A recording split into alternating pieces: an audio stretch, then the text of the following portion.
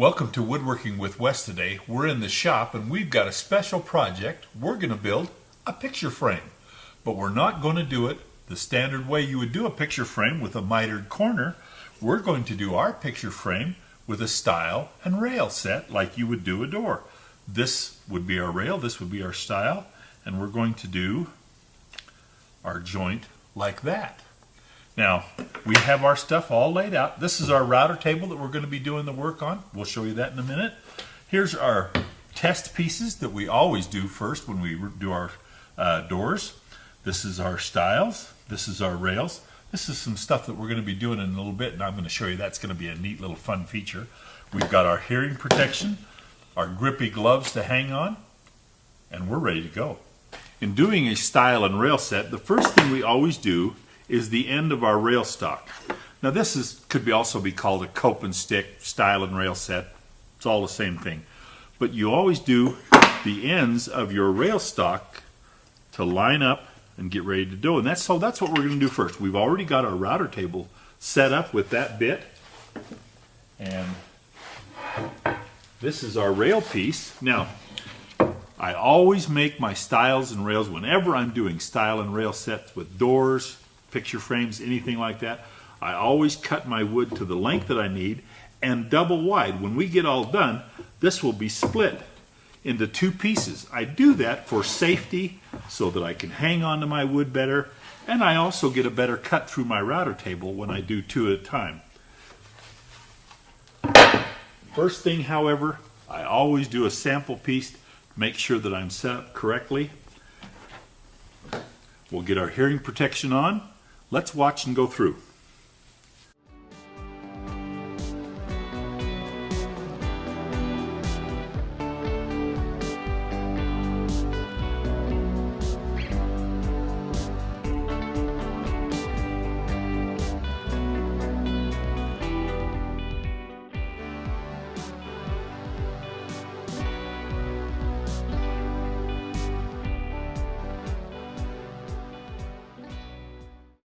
Now, because we're just doing one picture frame, one door, we're all done with the rail part. We've just done the two ends of our rails. We're ready to go, and we'll set up our router bit now with the stile cutter, and we'll make the grooves on both sides. We have to take the router apart, change bits. First thing we do, unplug our power for safety, and change out our bit.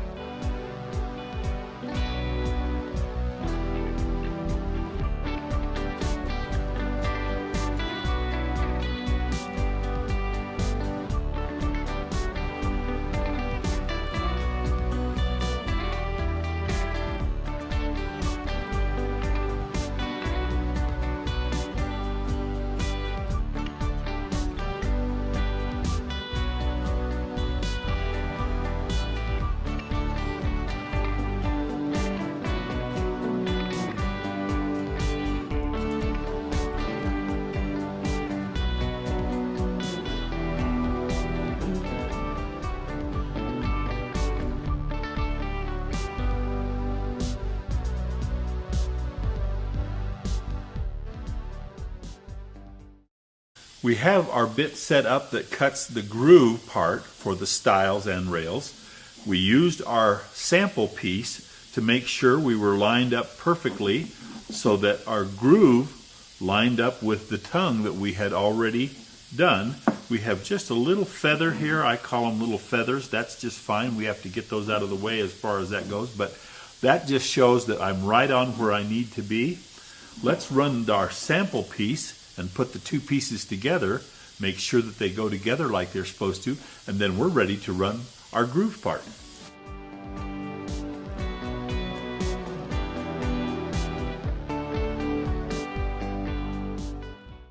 Okay, let's see how we did. Slide that in there. look at that. Get our hammer here and pound it down.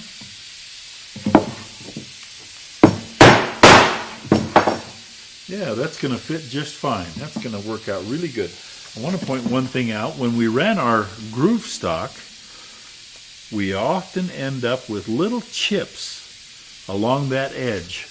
And what we're going to do is we're going to take this piece over. We're going to set our jointer to take off just a 32nd of an inch.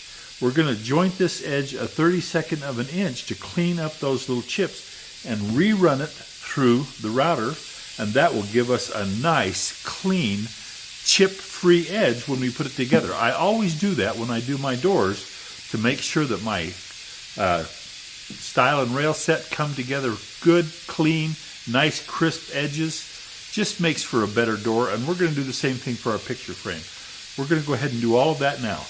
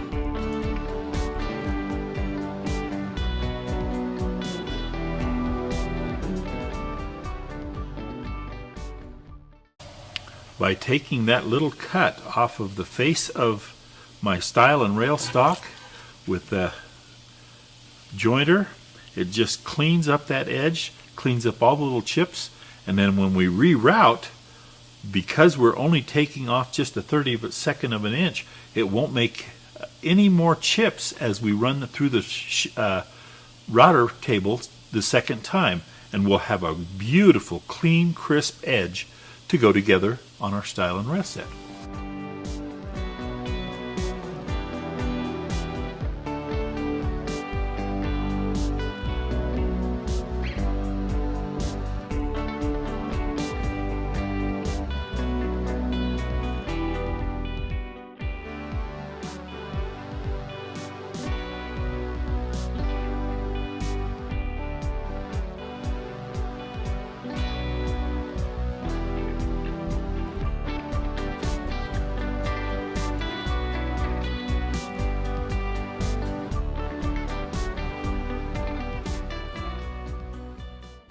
We've now completed all of the router work that we have to do with our router table. So we're going to take this down and get it out of the way. Our next step is to go over and split these into our stile and rail widths that we want. We are doing 3.5-inch stile and rails all the way around, so that it'll give us a nice heavy looking frame. So let's go to the table saw, cut those, and then we're coming back and putting it together.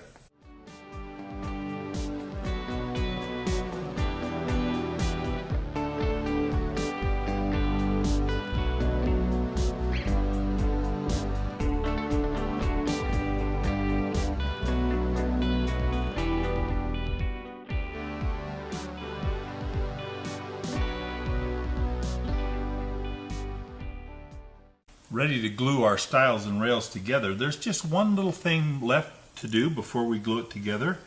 As we run it through the router, like I say, it leaves these little feathers. I call them feathers. I don't know what the right word is, but I like to just take those off with a little piece of sandpaper before I glue them up so they're not in the way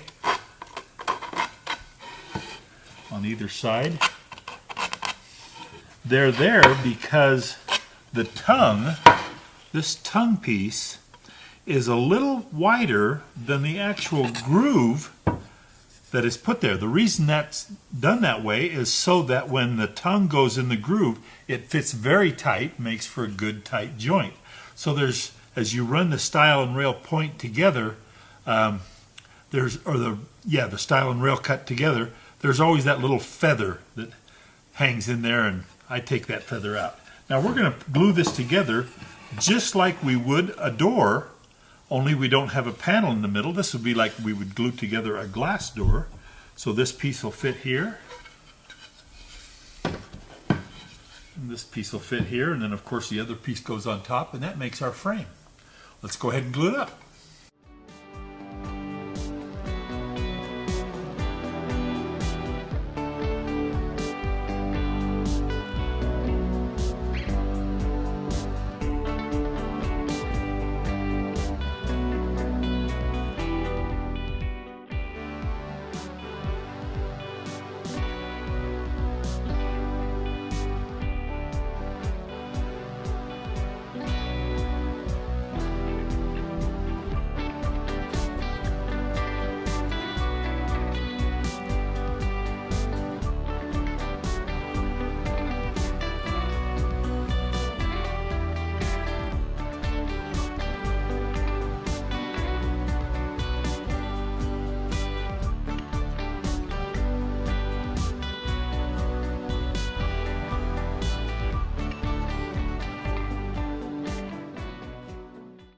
Very good.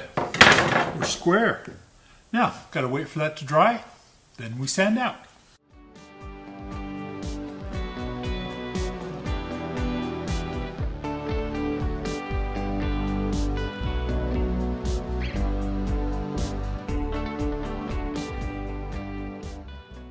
We've now allowed our frame to dry, so we're going to sand it. We're not going to take it and sand this through the wide belt sander.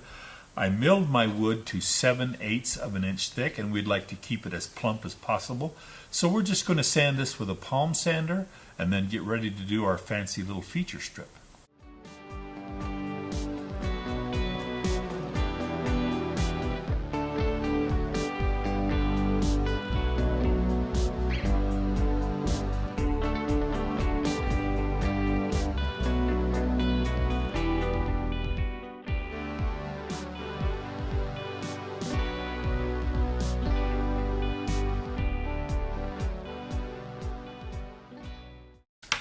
We've sanded our frame 80 grit, and we're not going to go any further than that right now because we're going to put in a little inlay strip around the border of our frame.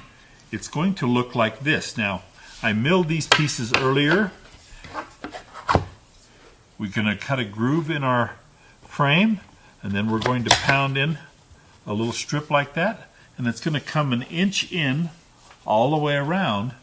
Now, because we didn't do a picture frame type door, we would have put that in advance, but it's going to make a fancy little cross corner on this frame. I wanted that to be kind of a real interesting little feature. Let's go ahead and do that now. We're going to go over the table saw, cut our groove, and get ready to put in our strip. We have our frame sanded and ready to put in our feature strip. Our feature strip is just a piece of Peruvian walnut that I milled earlier to 1/4 of an inch thick and 1/2 of an inch tall, so 1/4 by 1/2, and we're going to dado a track into the parts of our frame to line this feature strip up. So first thing we do is we set our table saw blade so that it's not quite a 1/2 inch deep, so we don't want this to be below the surface, so we want it to stick up a little bit, and we'll sand it off, and then we'll set our saw at 1 inch. We'll go all the way around and do this. Now we're going to run the piece top and bottom first and glue those in, and then after we sand those down flush, then we'll do the side pieces. And we do that because I have to dado through one to put the other one in. You'll see what I'm talking about when we get there. But let's get started.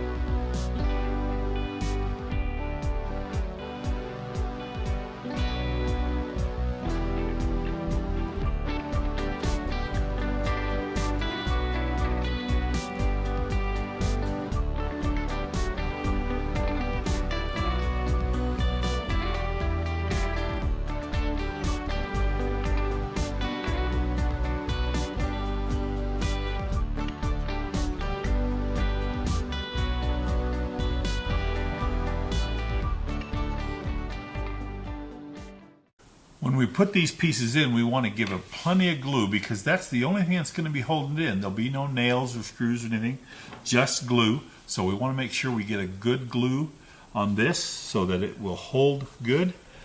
So we're just going to give a bead down one side, then turn around and go a bead down the other side. That'll give us plenty of glue. And we got to make sure that we get all the way out to the ends. Don't need to worry about getting a little extra glue on the surface. We're going to resand this, so not a problem as far as that goes. And we'll put our strip in here.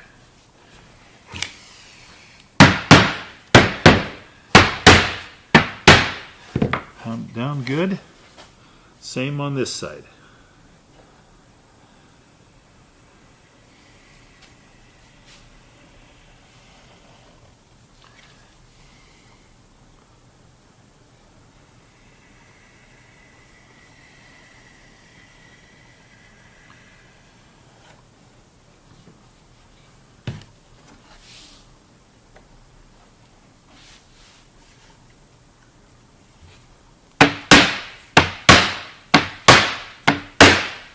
Okay, got to let that dry, and then we'll put the other pieces in. It's been a few hours since we glued in our first inlay strip. Since then, we have grooved and put in our second inlay strip. We've sanded it down flush and sanded the edges. One of the other things I've done is when we did our stile and rail cuts on our router, it left a little lip. See right here, you can see it better. It left a little lip on the back side with the groove. We have taken out that little lip on the back side to allow our picture frame, our picture and our glass to set inside our frame. That gives us our picture frame look. On our final sand, we're going to sand to 180. We're going to put a 1/4 inch round over on the edge and then off to the paint shop for a clear lacquer finish that will really make our colors pop. Now, this is cherry wood that we've used, and our inlay is black walnut, a Peruvian black walnut, and when you lacquer Peruvian black walnut, it goes really dark. So this is going to be a real contrast between our natural cherry and our dark walnut. It's really going to highlight that inlay strip. So let's put on our final sand and our routed edge. Routed edge first, then final sand.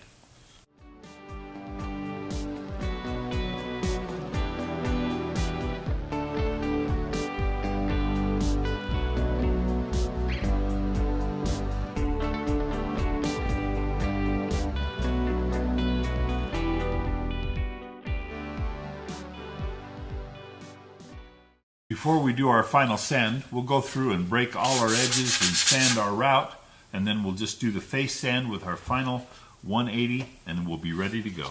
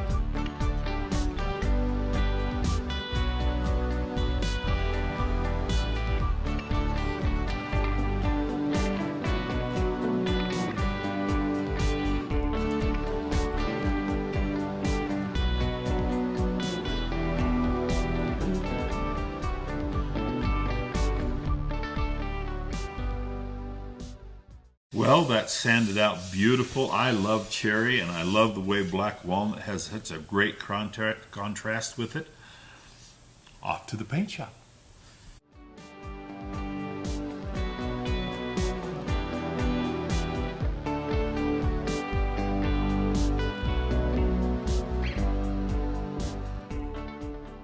We're all done in the paint shop now with our final coat of lacquer on our new picture frame. The lacquer really brings out the beautiful color of cherry and walnut and the contrast that it shows off. This was a fun project, a nice addition to anyone's home to show off their artwork or their pictures. Hanging on the wall, this would be a great little project. And we'll do some more projects next time when we meet on Woodworking with Wes.